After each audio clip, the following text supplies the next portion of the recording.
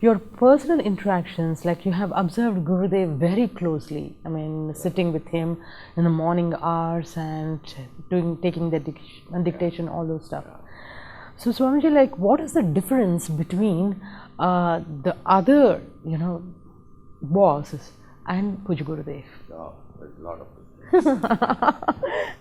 There is a comparison. Okay. One thing is, even if you look at from the standpoint of the ability to handle the language, that itself is an admirable thing. Okay. Because most of the time I had to look at the dictionary, I had to carry my dictionary to find out the meaning of the words, because what he uses. Okay. In every day, dictation about 60 to 70 letters he dictates to me. Out of that, many times, almost every letter I had to refer to the dictionary. So, because some word will be there such that I wouldn't know. Okay. So that was one challenge I had. Second thing, I was also secretary to the managing director and all that in companies. There, after 6 months' time, when you work with a boss, you know his limitations, and before he tells us, it is already written.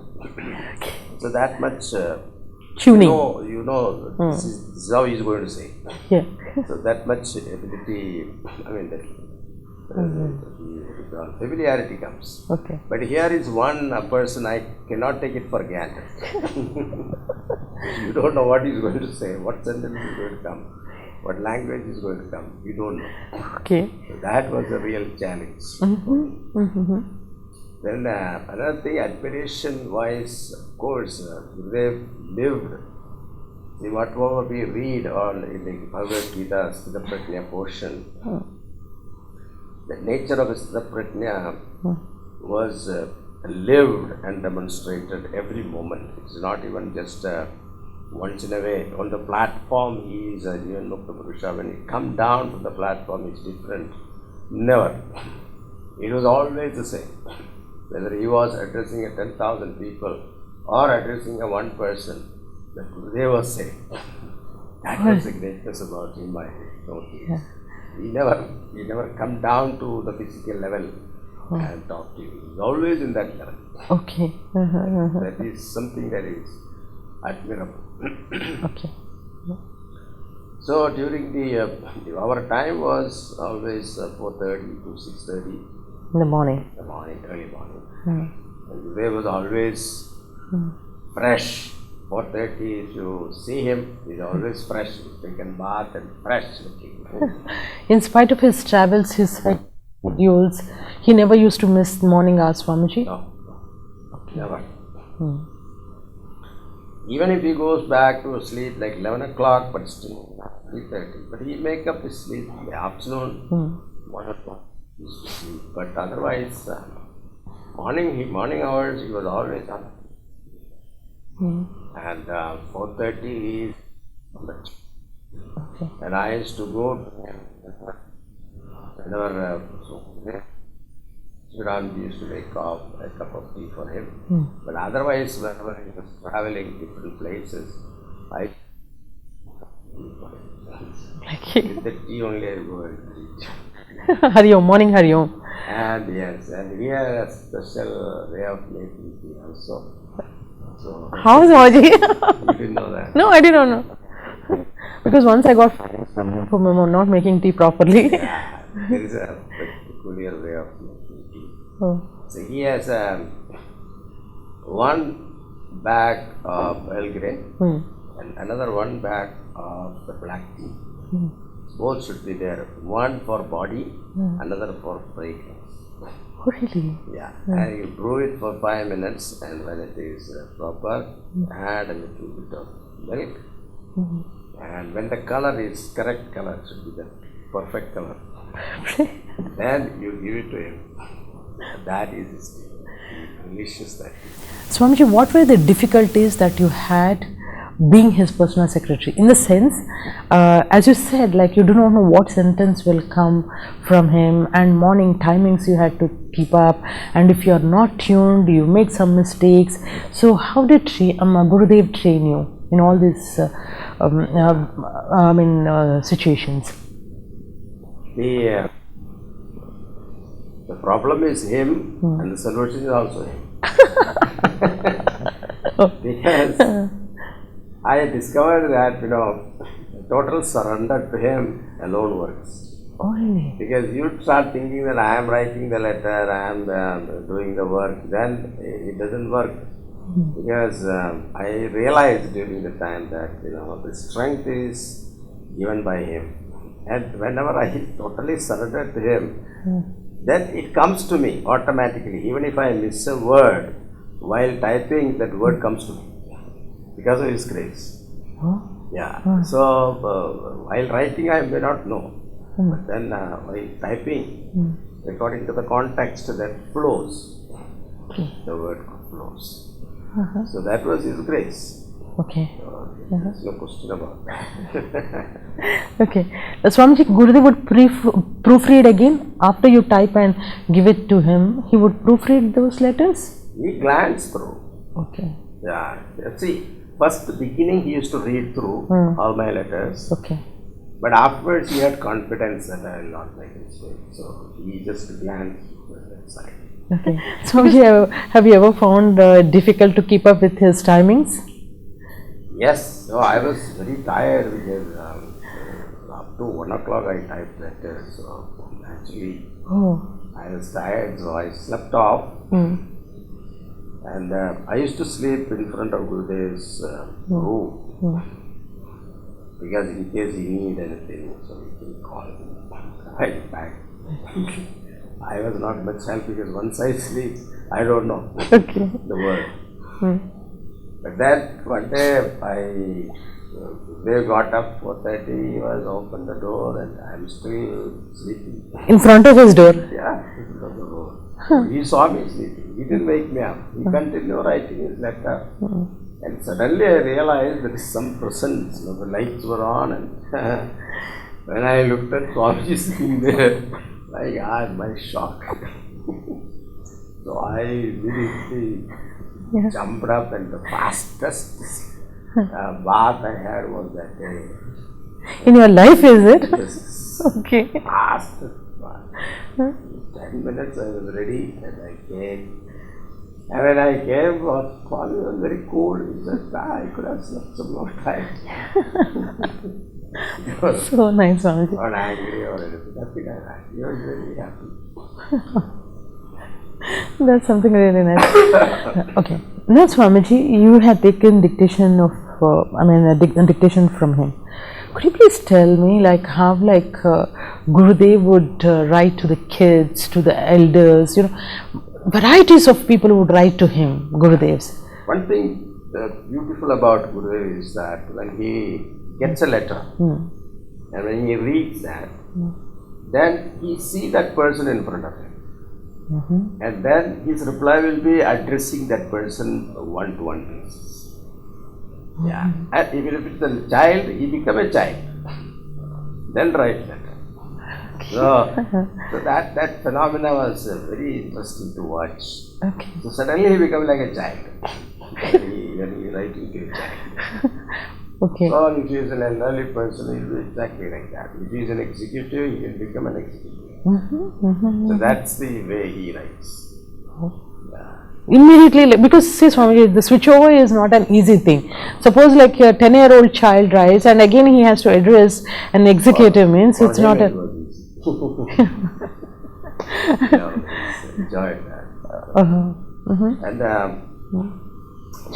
sometimes you get letters asking him for the articles, so here, publications and all that. So people write often, different centers they write. And the moment he reads that letter, immediately he tells me, write down. He doesn't even pause and think or gather his thoughts or nothing of that sort. So sometimes we have to write an article, we have to write points, 1 or 2, 3 points we have to write, and then one more we have to elaborate and all that. Nothing of that sort. He just said, now, come on. Okay. So then he starts. And sometimes, it's a long one, he'll put his feet up on the table and relax nicely, beautifully. And suddenly, after maybe 10-15 minutes, I don't hear anything from him. When I look at him, he's closed his eyes, he's having a nice nap. What we call power nap. And then he gets up. I wait. I don't disturb him. He wakes up, and exactly where he stopped, he continued. He never asked me to read it back. Never. So then he said, yes, I remember.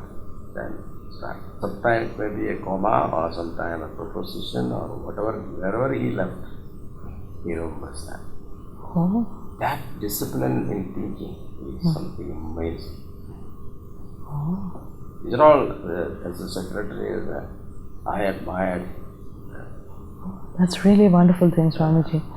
Swamiji, those days English is not known to many of them, and different people would correspond with Gurudev, different languages. So how would Gurudev tackle those type of letters? So once I remember in Baroda, there was a yajna. The Gurudev concluded the yajna one day before. The last day he invited questions from the audience. So we had about 200 questions total. Okay. And Gurudev insisted that they should write the question and they should write their address also. Okay. Only then he will reply. And only insistence that the person who asked the question should be present with the audience. Okay. That's very important. Like he said, I answer the question, the man is not there, that's the point. Then about 50 to 60 questions Gurudev answered from the platform. The rest of it, he said, I'll carry with me, and from wherever I am, I will try to answer every day. Whatever I can do, I will try. For a period of time, we completely lost.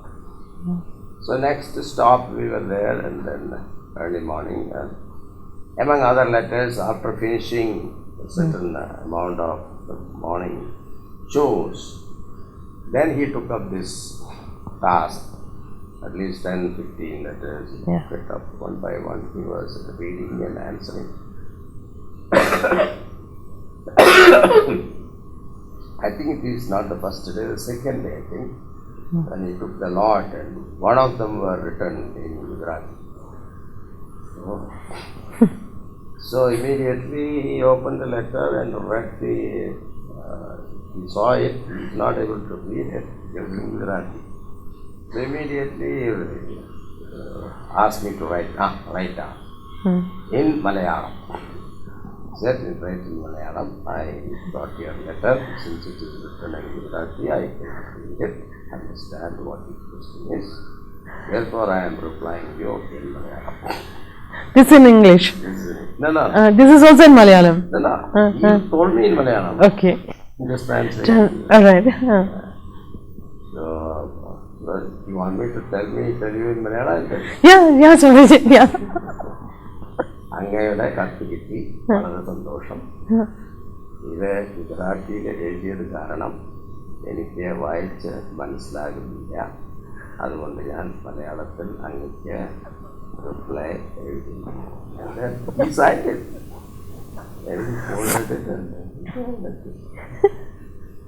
these are all what we call practical humor. Swamiji, have you seen Govindgiri Maharaj? Govindgiri, yes. Swamiji, have you seen them together, Gurudev and Govindgiri ji together?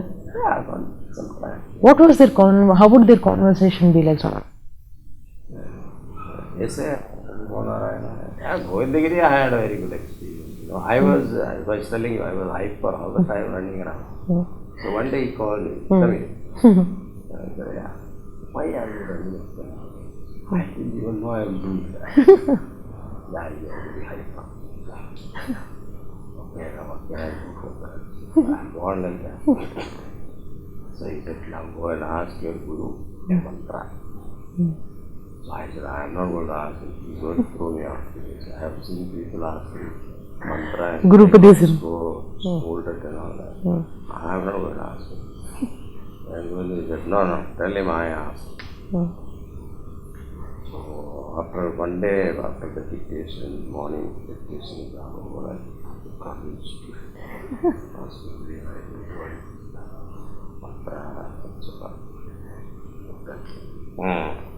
what is your Ishtadeva? Come tomorrow.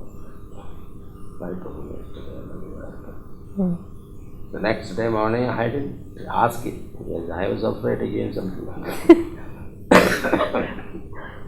He remembered. After the dictation over, he turned towards Gangadi, praying for some time, and then he came. Then I told Guru, now hold on to this.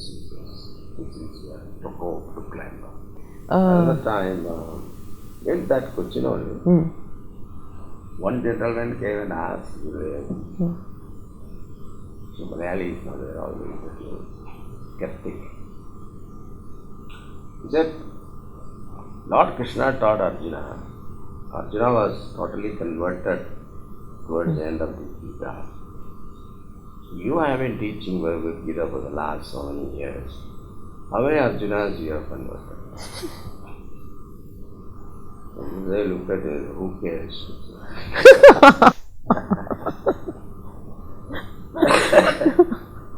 So when I took this stress, my Guru told me to think of Lord. Whether it is outside with the mic and the publicity or inside my room, I always think loudly about Lord. Somebody get benefited, it is God's grace. I have nothing to do with it. Swamiji, in many places, like Gurudev would be traveling, every next day, like he would be in different places. Different type of people meeting, having food in different places, and like, everywhere it is very different. Like, what were the difficulties that Gurudev had, Swamiji? He would just accept whatever they give? Or like sometimes Gurudev would insist, I want only this particular type of food or accommodation or anything like that? He never insisted. See, whatever that is given to him in the plate, he will enjoy, relish it. That is one thing beautiful about Gurudev. He cleans the plate without complaint. Of course, he knows what is good food and bad food. Yes, Swami. I not see Swamiji Sharma, you said once Gurudev went somewhere in Andhra, and what was that incident, Swamiji? That was Anadashram. So Gurudev was staying in the Birla guest house. So during that time, this Anadashram people called Gurudev for Picture. So generally when Gurudev is invited for Bhiksha, it's all silver plate, silver cup, silver goes with it. And the people who are traveling with him, they also make sure that he gets all kinds of varieties of food. Yeah. But this time, none of them were there. They went, they received, his children received him. And then he was seated. And instead of silver plate, it was the leaf plate, environmentally friendly. Okay. And donna. Donna, yeah. So in that, three varieties of rice. Tranam and another Rice. That's it. And then chas. So I was thinking, I myself was thinking, I was also given. Yeah. No, there is no vegetable, nothing, there is no. But when you start eating, then you realize it is so fulfilling. Okay. That's satisfying. Even though you took only few morsels, But it was so fulfilling and satisfying food. And afterwards, we went to a glass of this buttermilk and we thought of that. I was very happy kid. And in the guest house, all the devotees came and said, "Something feeling that you do speaking that." That nothing. Okay. I am happy. So we can find out that it's not that what you give, how you give, that is very important. It's what bhav. Yeah, later on I found out that these children were told by the foreign people there that here God himself is coming. There is an opportunity for you to serve him. And they took bath and they started chanting Vishnu Salama, Salama, and cooking the food. And with that Shraddha they have done it. What made Gurudev post you to Hong Kong?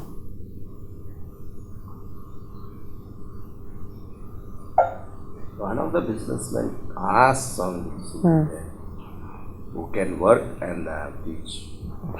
So he, that is also very interesting. See. And Gurudev got a letter from him from Hong Kong. He read it and I was sitting there. Yeah. And he's replying him through me. So Brahmachari Raghavan will come to Hong Kong. And I'm looking at him. He will work with you. He will take classes, take arrangement for his stay, and transport, etc. You will from there. Activities there until you have an organization. So when was that last that you saw Gurudev? August 19th in San Diego. When he fell sick? So during that time, we were supposed to conduct three of us. Myself, Yajamanji, Gurudev. Three of us were supposed to conduct a camp, Komodo camp.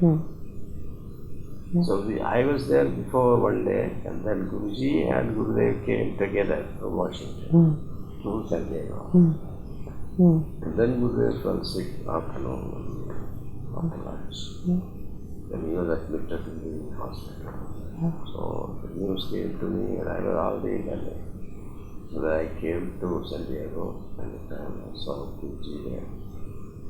And we both were there in the hospital. And we spent the night there. And the next day morning, the doctor said to Gurudev, can hear you, but he may not be able to respond. So both of us, I held one hand and Guruji held another hand. He said we are going ahead with the camp. So Gurudev never liked to stop it. So he approved it by just pulling the hand, he approved it. So with that blessing, we both went to the camp. And Guruji inaugurated it and we came back to San Diego that night. But I remained there in the camp because Swami said somebody else to be here. There were 300 people. Sorry. Sorry. 300 people in the camp. So that camp, I was taking care of the worship in the morning and Guruji took lunch up. In the time we had some discussion around kind of those things, and then we were chanting with this. The camp went off without any problem. Gurudev held himself during the camp. He didn't go. The camp is over. We finished and we went and saw Gurudev. They were still there, alive. Next day. So Swamiji, to conclude, what is your advice to the devotees of Pujya Gurudev? Be devoted to him. He is our God. There is no question about it. He is a human being, he is a person, he is divine, Lord himself. So through him we can seek perfection. He lived for that, and whoever seek this path, his blessing is always there.